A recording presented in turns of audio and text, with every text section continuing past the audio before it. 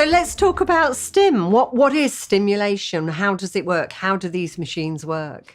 Well, stimulation has been around for a really long time. You used to have to go to the physiotherapy clinic to do your stim, and you still can, and your physiotherapist can help you with it. But the machines used to be very big, and the probe that goes inside also used to be very big and very scary. And the wonderful thing is it's all got a lot smaller with modern technology. But the principle of how it works hasn't changed at all. This little machine can create an electrical impulse and send it to this bit that goes inside the body. And most people don't realise that all our muscles are made to work by electrical impulses travelling down our nerves. And that's all that this is doing, is sending electrical impulses to these bars. And these bars, we're going to try and get them to sit right where your muscle is.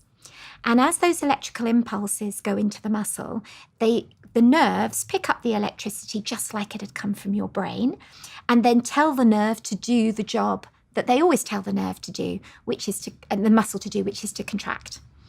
So we can use this machine almost like an artificial brain to try and get your muscle to do something that maybe your brain's not very good at doing at the moment. Or maybe if the muscles become particularly weak? Well, if the muscle's very weak, you find that when you've tried to make it do the job, it's getting tired and you're running out of steam yourself. So because this is artificial, it can keep the muscle exercising for longer than you might be able to keep it exercising yourself. Right. It also makes sure that every single fibre or more fibres are picking up that electrical impulse than maybe the message that comes from your brain. Again, maybe the message that's coming through your brain is not getting into all the fibres. So it seems to be that it gets more of the muscle working. I suppose a bit like they say about Heineken, getting into the parts that other bits can't reach. So that's another way that it can help. So then what has to happen is you have to choose the right settings to get the muscle to do what you want it to do. And fortunately, clever people have worked out what is the best settings to get the muscle to actually contract.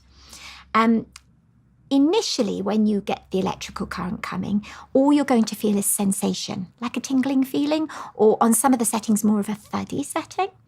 But as you turn up the amplitude, which is like turning up the volume on a radio, the tingling gets stronger, but the muscle fibers start to perform their function until eventually the muscle will actually contract.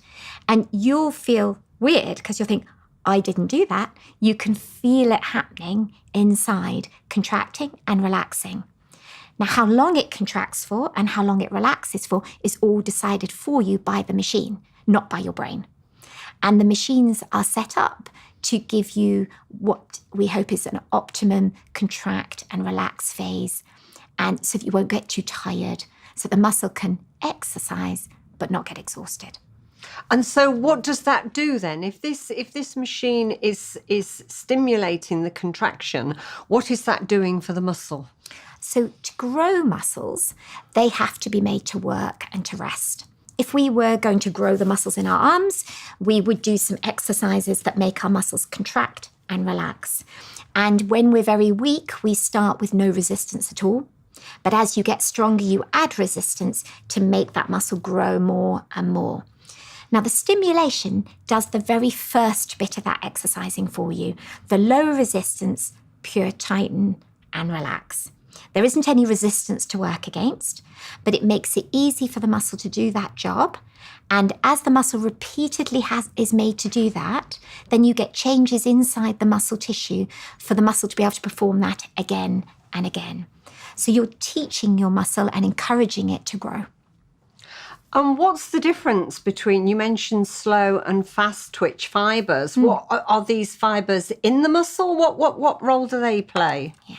So every muscle in the body is made up of a different proportion of fast twitch and slow twitch fibres.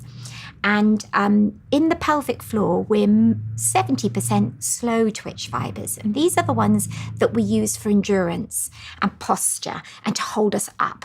They can go on and on for a long time. I always think of them as being like the Mo Farah of the running world. They can go for a long time.